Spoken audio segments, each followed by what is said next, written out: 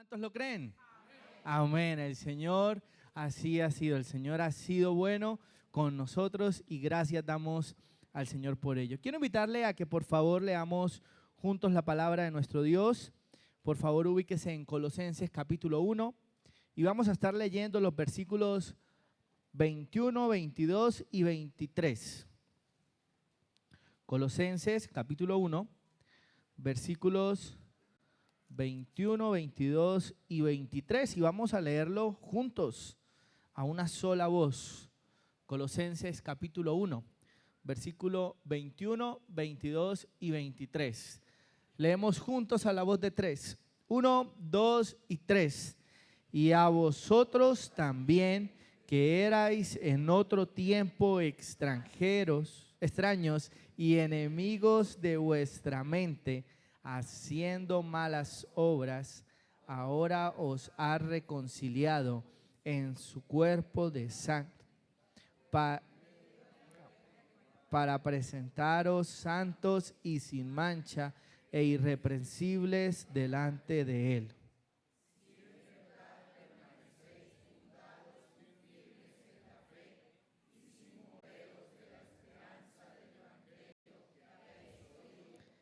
El cual se predica en toda la creación que está debajo del cielo, del cual yo, Pablo, fui hecho ministro. Amén. Padre eterno, Dios amado, gracias te damos, Señor, por concedernos el privilegio, Dios, de poder abrir tu palabra. Gracias, Dios, por la oportunidad que nos das, Señor, también de reunirnos como iglesia, Señor, con el propósito de adorarte, Padre, de exaltar tu nombre, Señor. En este momento, Padre, cuando estamos frente a tu palabra, Señor, quiero pedirte que tu Espíritu Santo, Dios, sea tomando el control de nuestras vidas, Padre, para meditar en tu palabra, Señor, para conocer de ti, Señor, y para aplicar, Señor, y poner por obra lo que tu Escritura hoy nos quiere enseñar, Señor. Gracias porque tu palabra es viva y eficaz, Señor, y pedimos a ti, Espíritu Santo, Dios, que seas obrando de manera especial en nuestras vidas. Te lo pedimos, Dios, en Cristo Jesús. Amén. En cierta ocasión habían dos amigos que habían crecido juntos durante toda su vida. Se criaron juntos, jugaron juntos y hasta soñaban con emprender juntos. Desde bien pequeños siempre se imaginaron lo que sería su vida y esa vida donde iban a emprender y a generar sus proyectos de vida, pero siempre se vieron juntos. Un día uno de ellos, uno de esos dos amigos llamado Julián, se enfrentó a una crisis económica bastante grave, una crisis económica bastante dura, y desesperado porque no encontraba cómo suplir y cómo ayudarse en medio de esa situación difícil en su vida, le dice a su amigo, a ese mejor amigo, a aquel amigo de toda su vida que siempre había estado con él, como se dice en las buenas y en las malas, le dice: por favor, préstame plata, préstame este dinero que necesito. Y su amigo llamado Esteban, pues confiando en su amistad, él decide prestar el dinero que él requería. Pasaron los meses, pasaron los días y Julián no pagó ni una sola cuota. No respondía a las llamadas, cambió de casa, en otras palabras, desapareció. Ese amigo de toda la vida le estaba fallando a su mejor amigo. Y la deuda crecía y como resultado la confianza se rompió. Esteban, dolido por esto que estaba sucediendo, decide iniciar un proceso legal, pues estaba también, necesitaba ese dinero que le había prestado y estaba decidido hasta llevar a Julián, al amigo de toda la vida, a la cárcel, si no respondía por esos dineros. Pues, aparte de considerarse una deuda bastante grande, ya Esteban se consideraba que su amigo lo había traicionado y por ende él quería ir hasta las últimas consecuencias. Pero justo en ese momento, cuando Esteban está emprendiendo todo el proceso legal, aparece un tercero en la historia.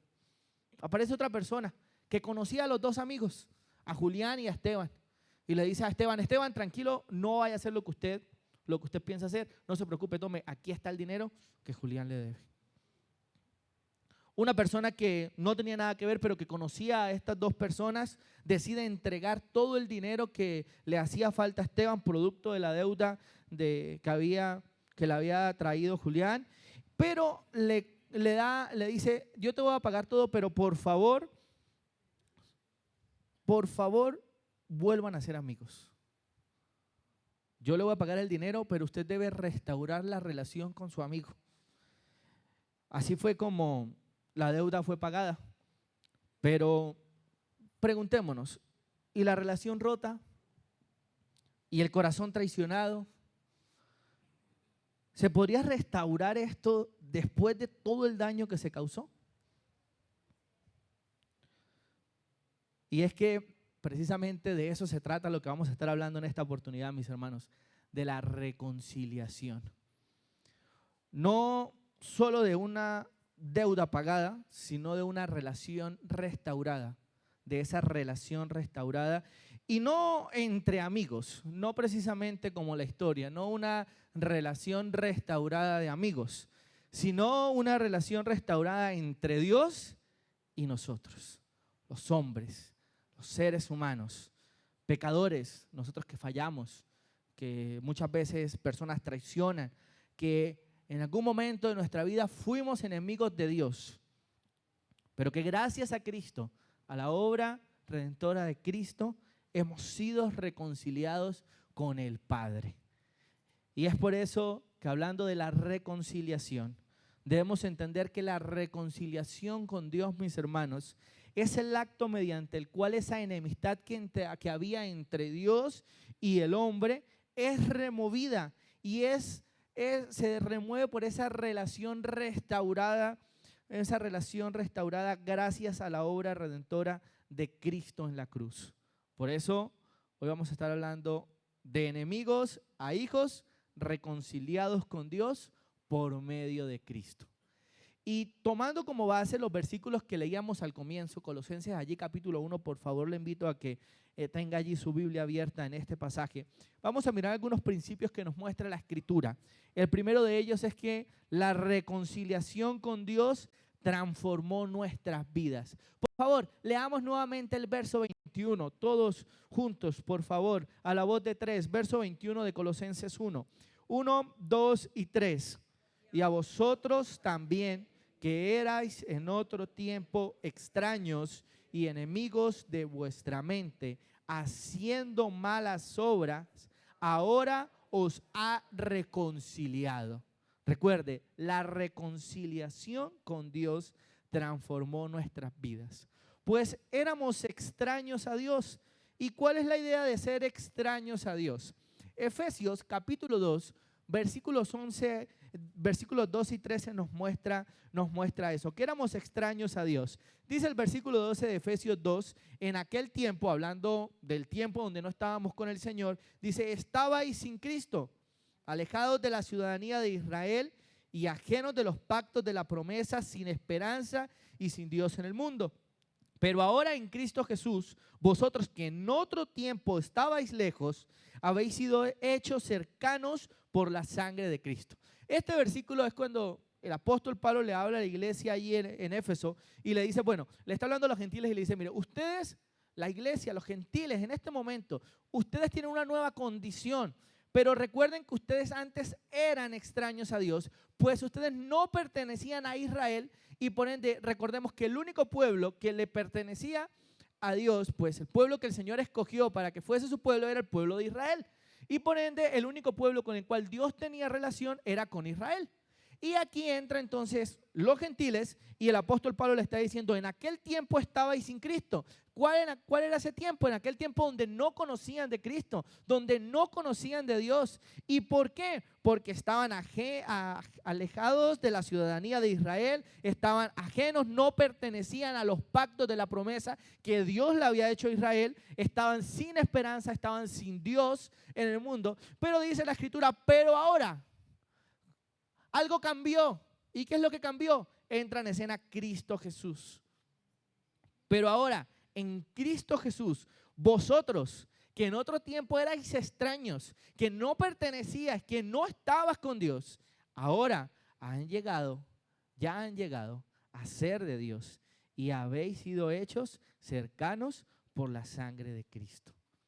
Es por eso, mis hermanos, que la reconciliación con Dios transformó nuestras vidas, pues antes, nuestro pasado, es que éramos extraños a Dios. Y la idea de ser extraños indica ese estado continuo de alejamiento, lo que significa entonces que estábamos alejados de la presencia de Dios, que no teníamos comunión con Dios y que por ende no teníamos ninguna manera ni ningún método de acercarnos a Dios.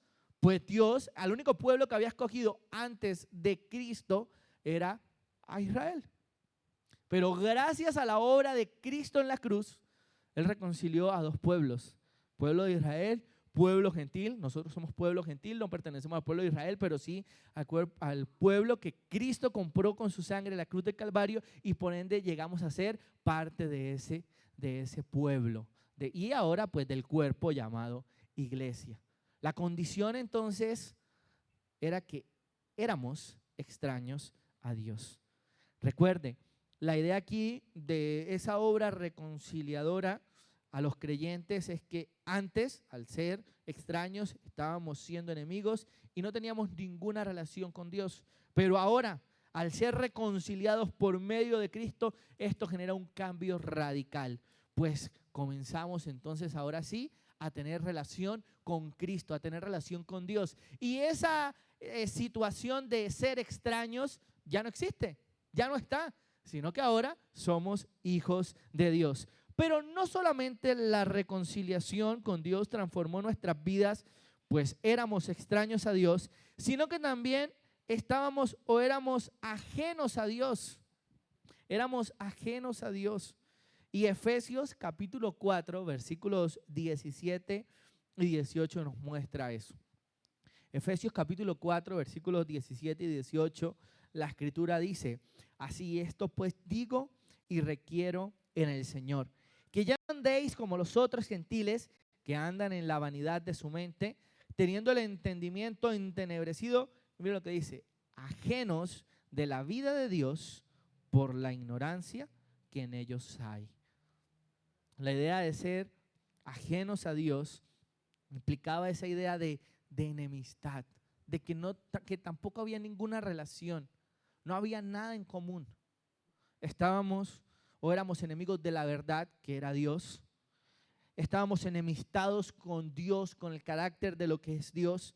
Pues dice también la Escritura en Romanos capítulo 8, versículo 7, por cuanto los designios de la carne son enemistad contra Dios, porque no se sujetan a la ley de Dios, ni tampoco pueden, y los que viven según la carne no pueden agradar a Dios. Mas vosotros no vivís según la carne, sino según el Espíritu, si es que el Espíritu de Dios mora en vosotros, y si alguno no tiene el Espíritu de Cristo, no es de él. Lo que nos está presentando aquí la Escritura es que no solamente éramos extraños a Dios, sino que éramos ajenos a Dios. No había nada en común, no había nada que pudiésemos hacer. La misma naturaleza de Dios estaba totalmente alejada de nosotros, pues no había ninguna relación entre Dios, la luz, y nosotros, las tinieblas. Es por eso que la obra de la reconciliación que Dios hizo a favor nuestro por medio de la sangre preciosa de Cristo en la cruz tiene un papel importante y es el centro de todo. Pues sin la obra de Cristo en la cruz, la reconciliación no se hubiese podido efectuar. Recuerde, éramos ajenos a Dios, pero también éramos hacedores de malas obras. Isaías capítulo 59, versículo número 2 nos muestra ello. Nos muestra eso. Isaías capítulo 59, versículo 2 dice la Escritura: pero vuestras iniquidades han hecho división entre vosotros y vuestro Dios, y vuestros pecados han hecho ocultar de vosotros su rostro para no oír. Aquí aparecen dos palabras bien importantes. Una es iniquidades y la otra es pecados.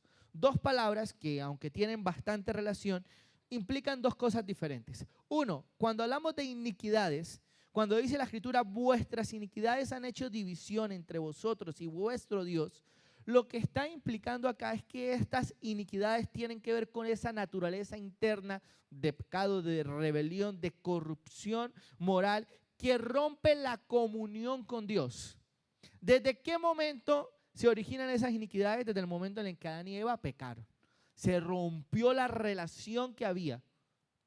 Se rompió toda relación directa que había entre Dios y los hombres. El pecado llegó y la naturaleza pecaminosa entró en el hombre.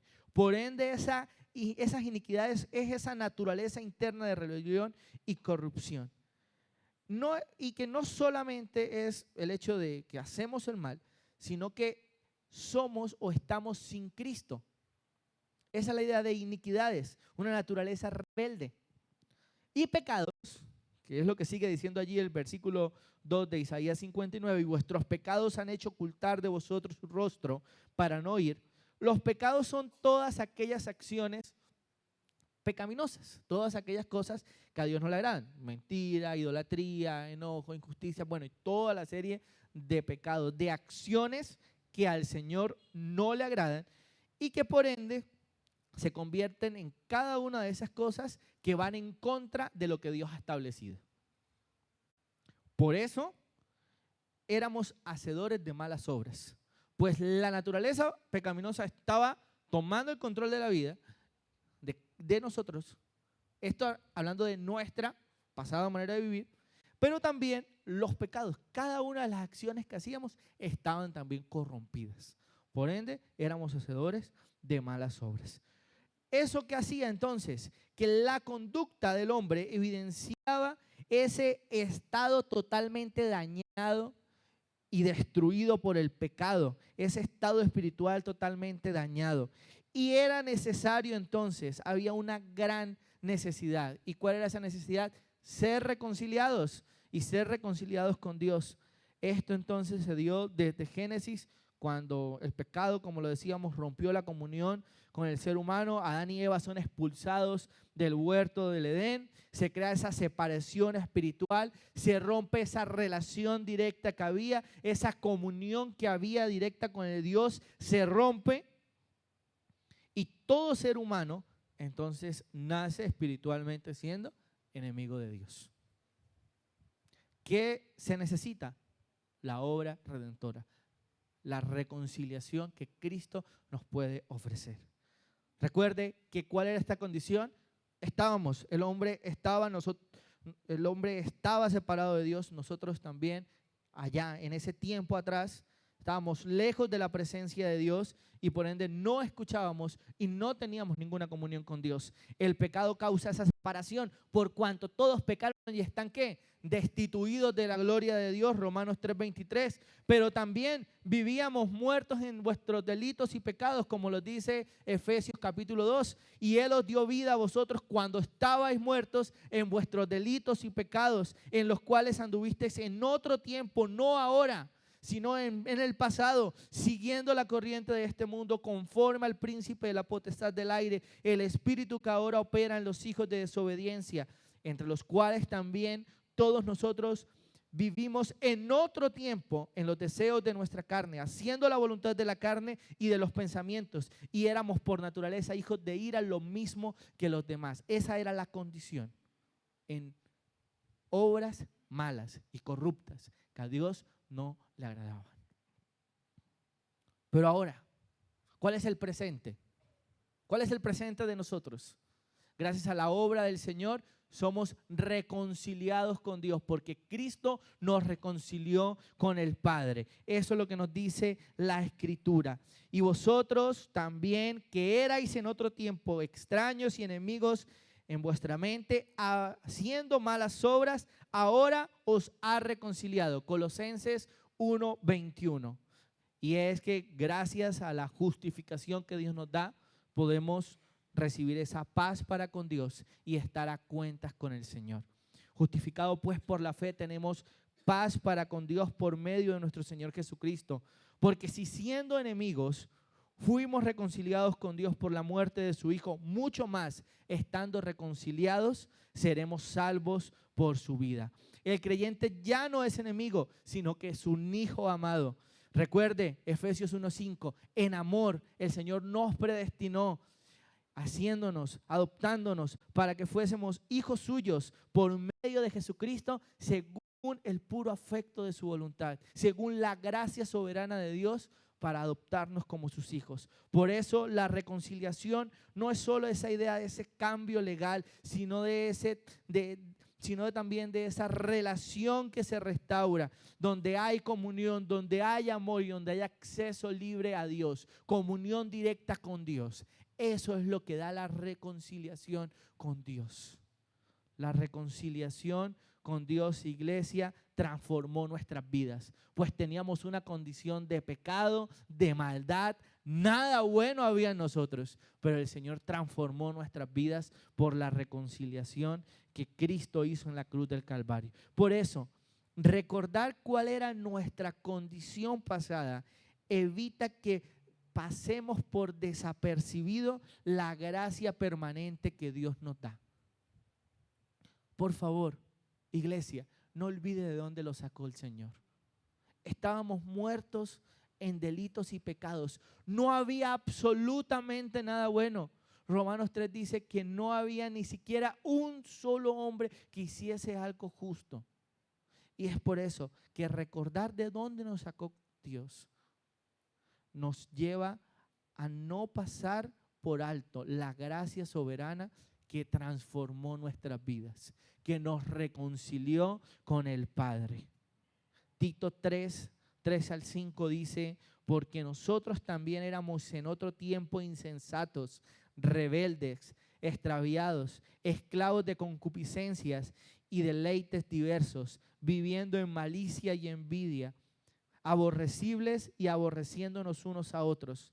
Pero cuando se manifestó la bondad de Dios, nuestro Salvador, y su amor para con los hombres, nos salvó, verso número 5, no por obras de justicia que nosotros hubiésemos hecho, sino por su misericordia, por el lavamiento de la regeneración y por la renovación en el Espíritu Santo.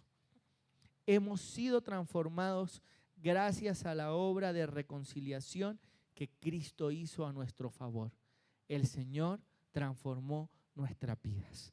Segundo principio, la reconciliación con Dios es obra divina. El primero que estábamos viendo es que la reconciliación con Dios transformó nuestras vidas. Y el segundo que vemos es que la reconciliación con Dios es obra divina. Por favor, versículo 22 de Colosenses 1. Vamos a centrarnos en la primera parte del versículo. Colosenses 1:22, la primera parte, dice, en su cuerpo de sangre por medio de la muerte. ¿Hablando de quién? De Cristo. Cristo fue el que nos reconcilió con el Padre. Por eso, la reconciliación con Dios, al ser una obra divina, fue iniciativa de Dios. Fue Dios quien decidió y tomó esa iniciativa de reconciliarnos. Pues recuerde que de nosotros no había nada bueno. No podía haber nada bueno, ni tener ese deseo de ir, bueno, yo estoy mal con el Señor, voy a ir a reconciliarme con Él. Jamás, jamás. Porque la naturaleza pecaminosa gobernaba la vida. Y si no es por la obra redentora de Cristo, por la reconciliación de Cristo a favor nuestro ante el Padre, nada seríamos. Por eso fue iniciativa de Dios. Segunda los Corintios 5:18, la Escritura dice, y todo esto proviene de Dios, quien nos reconcilió consigo mismo por Cristo y nos dio el ministerio de la reconciliación. La primera parte de este versículo es clave. Y todo esto proviene de Dios. Es Dios, mis hermanos. Iglesia, es Dios. Jamás seremos nosotros. Jamás fuimos nosotros. Jamás lo seremos. Es solo la gracia de Dios. Y fue iniciativa de Dios el que quiso reconciliarnos con Él mismo por medio de la obra de Cristo. La reconciliación entonces es real y ocurrió en el cuerpo físico de Jesús, no simbólicamente. El propósito, ¿cuál era entonces de esa reconciliación, de esa obra de Cristo? Que nosotros fuésemos santos, fuésemos irreprensibles delante de Dios y se restaurara nuevamente la comunión entre Dios y el hombre que estaba rota. Ese fue el propósito. Dios da el primer paso para restaurar nuestra relación. Y no fue el hombre quien buscó la paz con Dios, sino que Dios envió a su Hijo para lograr eso. Romanos 5:8, versículo bastante conocido. Recitémoslo juntos, a la voz de 3. 1, 2 y 3. Mas Dios muestra su amor para con nosotros en que siendo aún pecadores, Cristo murió por nosotros. El amor de Dios evidenciado en la persona de Cristo cuando murió allá en la cruz, lugar que nosotros debíamos haber ocupado, pero que por la gracia redentora del Señor y esa reconciliación, Él ocupó el lugar para restaurar esa relación que estaba rota. Versículo 9 allí de mismo Romanos 5, verso 9 dice, pues mucho más estando ya justificados en su sangre, por él seremos salvos de la ira. Porque si siendo enemigos fuimos reconciliados con Dios por la muerte de su Hijo, mucho más estando reconciliados seremos salvos por su vida. Por eso, mis hermanos, fue iniciativa de Dios el que fuésemos reconciliados, pero también fue posible por la encarnación de Cristo. Fue posible por la encarnación de Cristo. Y me llamó mucho la atención mirando la idea de la reencarnación de Cristo, porque en Colosas había algo bien interesante, y es que se estaba enseñando una falsa doctrina, que Cristo no resucitó, Cristo no se encarnó, Cristo no fue hombre. Eso, en otras palabras más, palabras menos, era lo que se estaba viviendo allí. Y Pablo entonces, a partir del versículo 15, comienza a dar esa serie de argumentos bíblicos y dando esos argumentos de peso, que Cristo sí vino a la tierra, que Cristo sí se encarnó y que sí fue hombre. Muchos enseñaban que Cristo no fue hombre, que eso era mentira, que eso fue un engaño, que eso no fue posible y que por ende, al no ser hombre, pues tampoco era Dios, y era una falsa enseñanza que se estaba generando allá. Y es por eso que es importante saber que la Biblia da esas evidencias claras de que fue posible por la encarnación, y quiero decirlo así, por la encarnación real de Cristo. Dios en la persona de Cristo se encarnó, fue 100% hombre, y es, porque no murió, está vivo a la diestra del Padre, es 100% hombre, pero también debemos entender que es 100% Dios.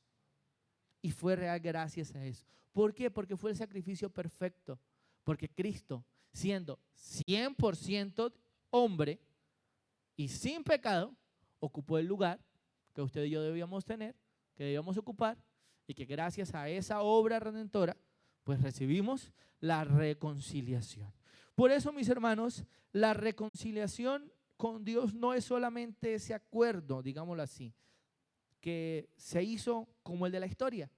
¿Recuerdan? Al tercero, entre el problema de Julián y Esteban, que llegó y le dijo, mire, yo le pago. No es solamente la idea de ese concepto allí de ya no más. No.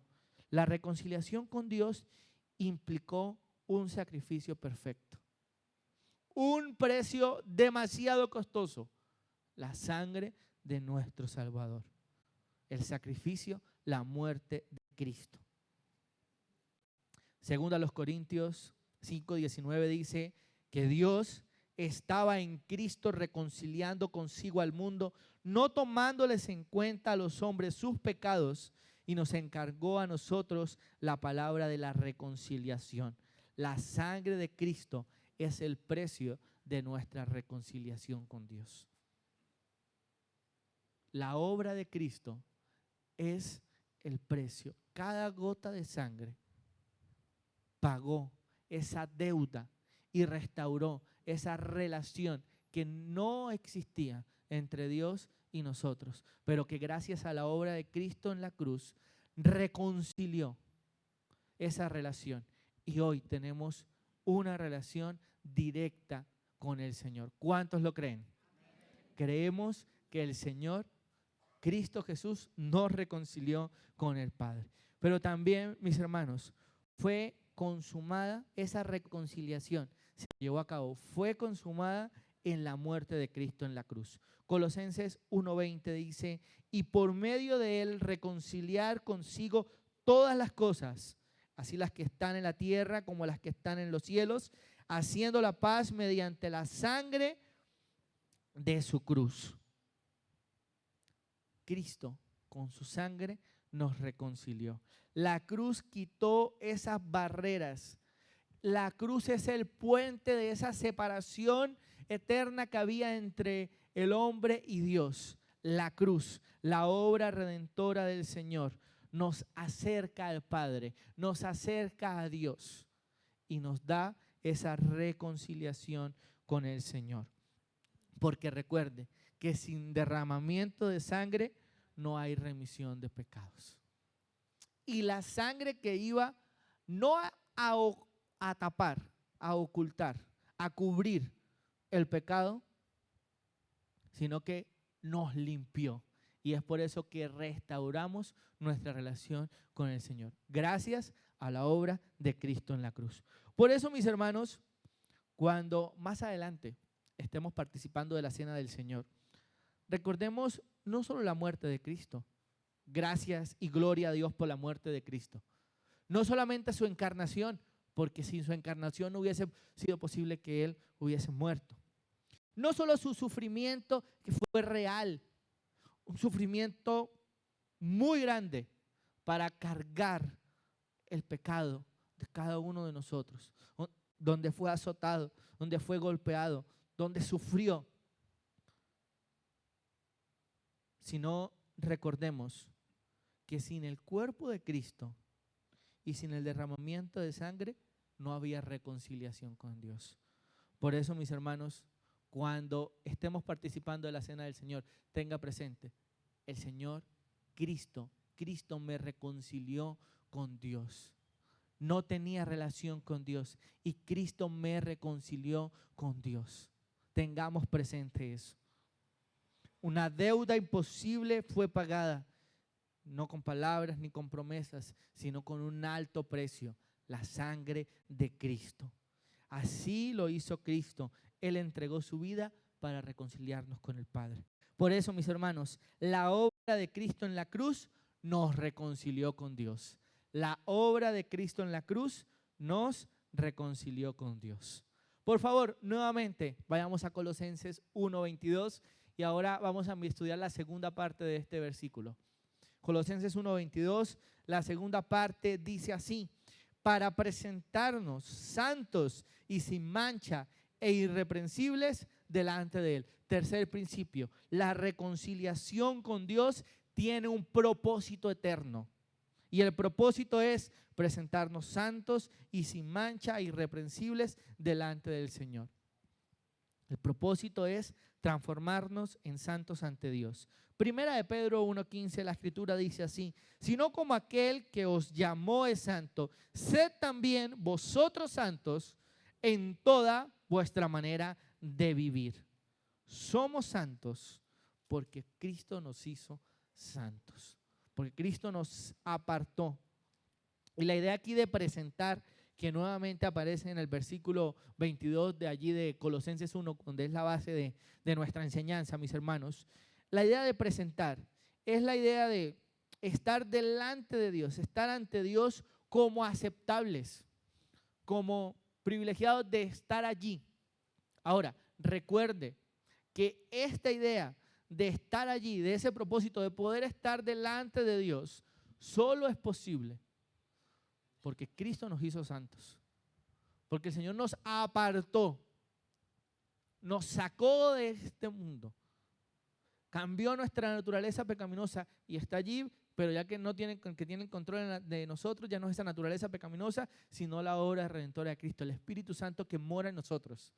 Y que estamos en este proceso de santificación para que cuando estemos allá en el cielo, delante del Padre, la obra se complete, la glorificación llegue a cabo y por ende podamos estar allí delante del Señor, pues hemos sido santos. El Señor nos apartó para ese propósito, para presentarnos delante del Señor y poder estar ante Dios como aceptables por la obra redentora de Cristo, porque Cristo lo hizo a nuestro favor. Ese es el propósito de la reconciliación con Dios, estar delante de Dios, delante del Padre. Fuimos apartados para Dios y somos santos porque Dios nos escogió desde antes de la fundación del mundo para que lo fuésemos. Efesios capítulo 1 nos habla acerca de esto. Pero también somos santos porque en el momento en el que Cristo murió en la cruz nos santificó y estamos en esta obra de santificación diariamente donde el Señor cada día va tratando con nosotros y nos va perfeccionando a la medida, a la estatura de la plenitud de Cristo para que lleguemos a ser ese estado de perfección que se genera en la glorificación del creyente y estar delante del Padre. Pero no solamente nos transformó en santos ante Dios, sino que también nos limpia. La obra de la reconciliación con Dios, el propósito es limpiarnos de toda mancha de pecado. Efesios 5:27 dice, a fin de presentársela, hablando de la iglesia, a sí mismo, una iglesia gloriosa que no tuviese mancha, ni arruga, ni cosa semejante, sino que fuese santa y sin mancha. Limpieza total para estar delante de la presencia de Dios, sin mancha y sin arrugas, sin nada que dijera, no, mire, no puede estar, esto está mal, esto no sirve. No, la obra de la reconciliación nos presenta como una iglesia santa, limpia, sin arrugas, sin manchas, incontaminada, inmarcesible, allá en el cielo. Delante del Señor estaremos en perfectos para Dios el Padre, porque Cristo nos reconcilió. El propósito es ese, limpiarnos de toda la mancha del pecado, pero también, como lo dice la última parte del versículo 22, también nos hace irreprensibles ante Dios. Y esa idea de irreprensibles es la idea de entender que no hay acusación ante Dios por lo que hubiésemos hecho. Pues recuerde que Cristo tomó nuestro lugar y Cristo pagó esa deuda, pagó eso que había, que sí que habían cosas, sí que habían pecados, sí que había una larga deuda que para nada, a ninguno nos servía, pero que gracias a la obra de Cristo, Él limpió, quitó todo eso. Recuerde que la obra de Cristo no cubre el pecado, sino que lo limpió. Una obra completa, una obra perfecta. Y por ende llegaremos a ser esa iglesia delante de Dios y poder presentarnos delante de Dios sin acusación alguna, porque Cristo ya hizo toda la obra. Cristo murió para llevarnos ante Dios. Primera de Pedro 3:18 dice, porque también Cristo padeció una sola vez por los pecados, el justo por los injustos, para llevarnos a Dios, siendo la verdad muerto en la carne, pero vivificado en el Espíritu. Esa fue la obra de reconciliación que Dios, por medio de Cristo, hizo a nuestro favor. Por eso, Dios no solo perdonó nuestro pasado, nos prepara para presentarnos gloriosos ante Él, ante el Padre. Segunda a los Corintios 5:15 dice, y por todos murió para que los que viven ya no vivan para sí, sino para aquel que murió y resucitó por ellos. Mis hermanos, recuerde lo que dice segunda a los Corintios 5:15, y por todos murió para que los que viven ya no vivan para sí. Usted y yo ya no vivimos para nosotros mismos, para la naturaleza pecaminosa, ya no vivimos para eso, sino para quién vivimos, para aquel que murió por nosotros, para Cristo Jesús, que también resucitó por ellos y que le esperamos para ser llevados al cielo y estar eternamente en la diestra de Dios el Padre. Por eso, mis hermanos, vivamos en santidad como evidencia de esa transformación, de la obra de la reconciliación que ha transformado nuestras vidas y que tiene ese propósito eterno de santificarnos, de limpiarnos, de quitar toda mancha y de presentarnos irreprensibles delante de Dios. Pero el último principio que vemos allí en la Escritura se encuentra en el versículo número 23, y es que la reconciliación con Dios demanda permanencia en la fe del Evangelio. Por favor, todos juntos leamos Colosenses 1:23. Colosenses 1:23, leamos juntos la palabra del Señor a la voz de tres. 1, 2 y 3. Si en verdad permanecéis fundados y firmes en la fe, y sin moveros de la esperanza del evangelio que habéis oído, el cual se predica en toda la creación, que está debajo del cielo, del cual yo, Pablo, fui hecho ministro. La reconciliación con Dios demanda permanencia en la fe del evangelio y exige perseverancia en la fe. Hebreos 13:14 dice así: porque somos hechos participantes de Cristo, con tal que retengamos firmes hasta el fin nuestra confianza del principio. Debemos ser perseverantes en la fe. La reconciliación tiene una condición práctica y es perseverar en la fe. No se gana por obras, pero se evidencia con una vida anclada en el evangelio, con una vida que evidencia esas buenas obras que Dios preparó de antemano para que andemos en ellas. Efesios 2:10. Recuerde que la fe no se gana por obras, pero es la evidencia de lo que el Señor ha hecho en nuestras vidas. Por eso, la reconciliación con Dios demanda permanencia en la fe y exige perseverancia en la fe, en esas obras que hacemos, obras que el Señor preparó de antemano para que evidenciemos esa obra que el Señor hizo de transformación en nuestras vidas. Y la idea aquí de permanecer, que aparece allí en el versículo 23 de Colosenses 1, si en verdad permanecéis fundados y firmes en la fe, esa idea de permanecer es una acción continua, es constancia, es perseverancia, una fe constante, no pasajera, una fe apasionada, no una fe de ritos ni de costumbres, sino una fe de convicción y de relación. Mis hermanos, ese primer amor que la persona tiene cuando cree en Cristo y tiene esa fe, ese deseo ardiente de cada día conocer, de mostrar a otros lo que el Señor ha hecho, de contar esas buenas nuevas, de querer leer, orar, venir, asistir a la iglesia, ofrendar, participar de una actividad, de lo otro, y de cada momento que tenga, de tener esa relación constante con el Señor. Eso como iglesia siempre, en todo momento debemos tenerlo, porque es la evidencia de esa obra de reconciliación. Un cristiano apagado, echado allí en una silla, no evidencia eso. Pero un cristiano activo que sirve, que se dispone su vida a adorar al Señor, que no vive de las costumbres, ni de los estigmatismos, ni de lo que la iglesia, ni de lo que la gente diga o de los que le miren, no, sino que vive con convicciones reales, evidencia que ha sido reconciliado con Dios y evidencia que Cristo mora en él y que por lo tanto vive en comunión directa con el Señor y en comunión permanente. Y por lo tanto, persevera en la fe, sigue creciendo en la fe. Pero no solamente requiere perseverancia en la fe, sino que también requiere fundamento firme en la palabra. Y recordemos la historia que aparece en Mateo 7, 24 y 25. Jesús dice: cualquiera pues que me oye estas palabras y las hace, le compararé a un hombre prudente que edificó su casa sobre la roca. Descendió lluvia y vinieron ríos y soplaron vientos y golpearon contra aquella casa y no cayó porque estaba fundada sobre la roca. Nuestra vida, su vida, mi vida, la vida de la iglesia requiere fundamento firme en la palabra.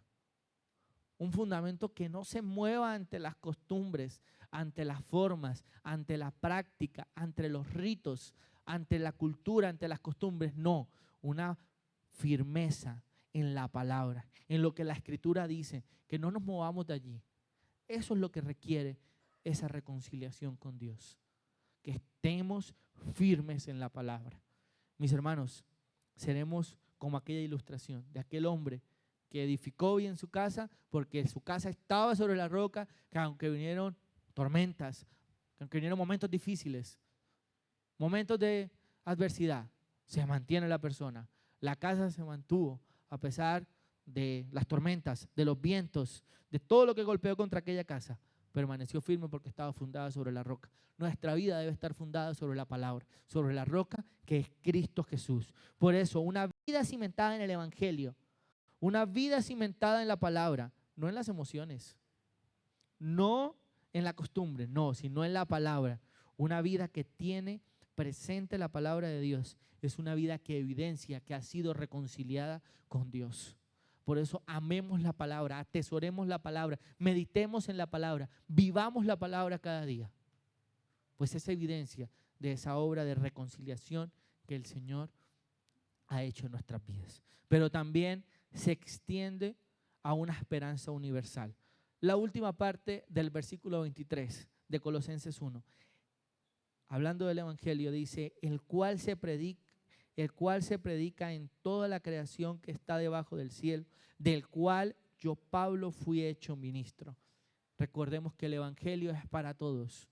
Debemos ir y predicar el Evangelio y recordar lo que dice Romanos 1:16. Porque no me avergüenzo del Evangelio, porque es poder de Dios para salvación a todo aquel que crea, al judío primeramente y también al griego. Debemos salir y llevar la palabra, ir y compartir ese mensaje de reconciliación. Llevemos a cabo, en otras palabras, el ministerio de la reconciliación. Anteriormente lo habíamos leído, 2 Corintios capítulo 5, por favor, versículos 18 al 20.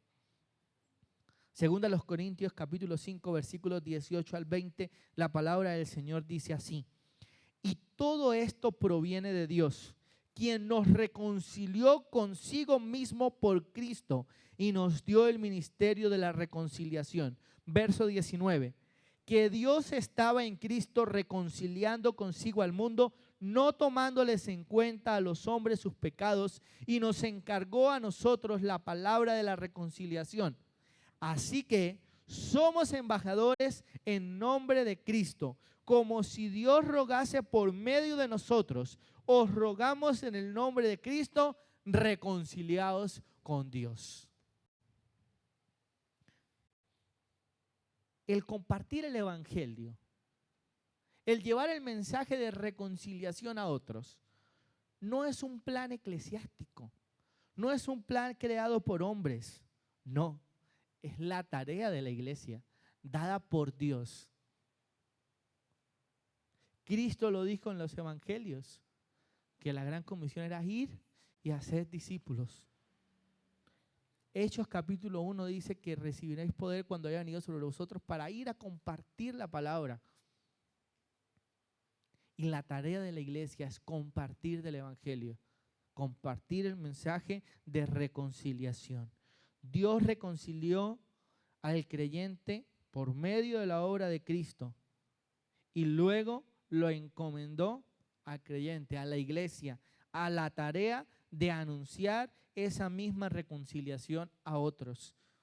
Y todo esto proviene de Dios, quien nos reconcilió consigo, que nos reconcilió consigo mismo por Cristo y nos dio el ministerio de la reconciliación. Iglesia, nuestra tarea es ir y hablar del mensaje de reconciliación. La tarea es esa. La obra le pertenece a Dios, pero nuestra tarea es cumplir con el mensaje.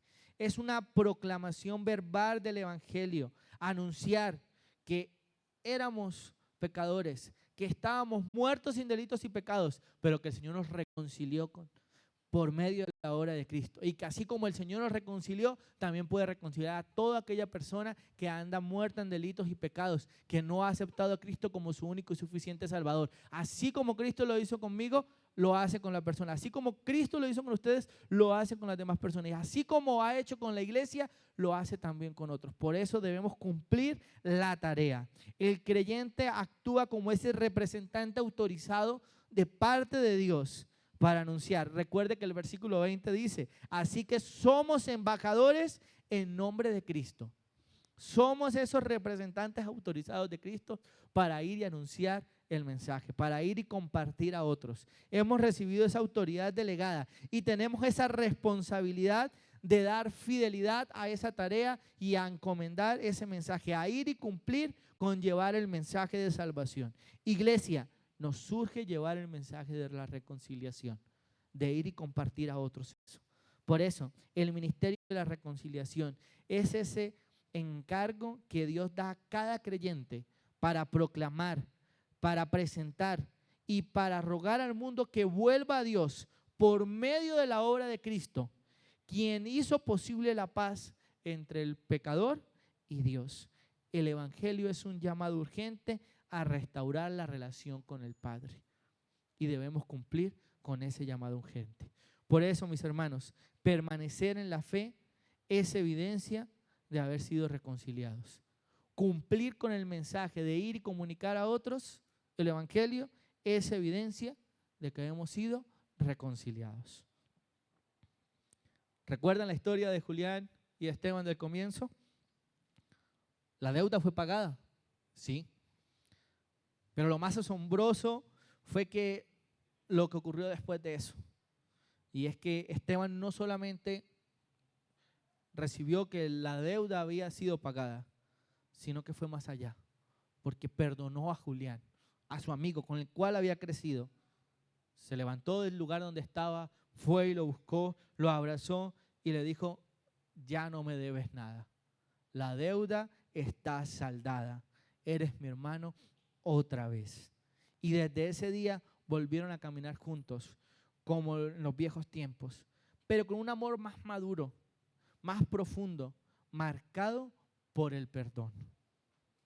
Iglesia, esa relación de amistad que fue reconciliada es exactamente lo que Cristo ha hecho por nosotros.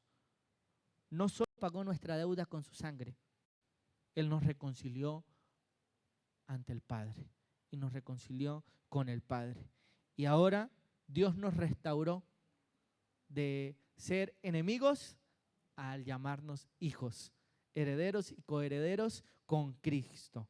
Por eso recuerde, como dice 2 Corintios 5:20, así que somos embajadores en nombre de Cristo, como si Dios rogase por medio de nosotros. Os rogamos en el nombre de Cristo, reconciliados con Dios. Somos embajadores de esa reconciliación. Por eso, ¿cómo está viviendo? ¿Como alguien que está reconciliado con su Padre, con su Creador, con su Salvador? ¿O como alguien que está lejos, que sigue alejado y que no tiene ninguna relación con aquel que lo creó? Recordando nuevamente lo que va a suceder en unos minutos a continuación. Recuerde que cuando estemos participando de la cena del Señor, no solo vamos a recordar que Jesús murió, vamos a recordar que fuimos perdonados, que fuimos restaurados, que fuimos reconciliados con Dios. Y si aquí hay alguien que aún vive siendo enemigo de Dios, el mensaje de esta oportunidad es claro y urgente: reconciliados con Dios. Es la hora, es el momento. Iglesia, reconciliados con Dios. Amigo, amiga que está aquí en esta noche, reconcíliese con Dios. Dios está a la puerta, Dios está llamando. Y el Señor nos ha reconciliado ante Él por medio de la obra de Cristo. La tarea de la iglesia y anunciar el Evangelio y dar gloria y honra a Dios por esa gracia inmerecida que hemos recibido. Pero para aquellos que no han creído, es el momento de decir: Señor, perdóname y quiero estar reconciliado contigo. Por favor, iglesia, coloquémonos en pie y oremos juntos al Señor. Recuerde que el Señor, Cristo, cuando vino a la tierra, tomó nuestro lugar. Hubo un intercambio, porque el lugar que debíamos ocupar, Cristo lo ocupó. Señor, gracias te damos, Dios. Gracias, Padre, por la obra perfecta de la reconciliación que tu Hijo, nuestro Señor y Salvador Jesucristo, nos ha dado, Señor. Gracias, Padre, porque sin merecerlo, Dios, sin haber hecho absolutamente nada para merecerlo, nos has reconciliado, Cristo Jesús, ante el Padre. Y te damos gloria, honra, adoración y alabanza por ese sacrificio perfecto que nos ha reconciliado, Dios.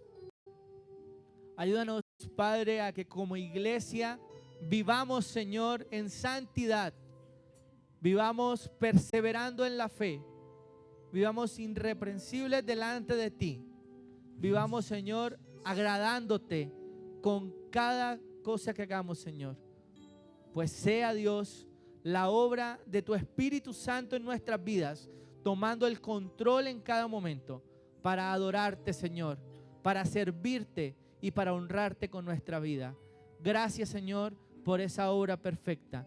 Gracias por reconciliarnos, Señor Jesús. Te adoramos, Dios, y te damos gracias, Padre eterno.